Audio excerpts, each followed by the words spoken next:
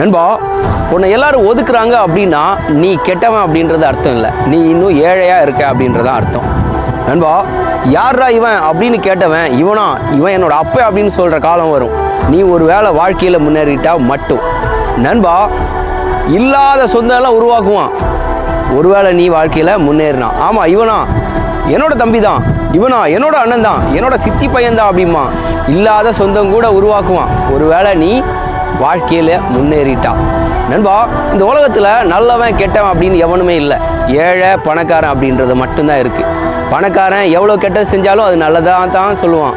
ஆனால் ஏழை எவ்வளோ நல்லது செஞ்சாலும் அதை கெட்டதுன்னு தான் சொல்லுவான். நண்பா, நீ இந்த உலகத்துக்கு முன்னாடி நல்லவன் ஆகிறதுக்கு முயற்சி செய்யவே செய்யாத. காசு சம்பாதிச்சு வாழ்க்கையில் முன்னேறதுக்கு மட்டும் முயற்சி செய். ஆட்டோமேட்டிக்காக நீ நல்லவனாயிடுவான்.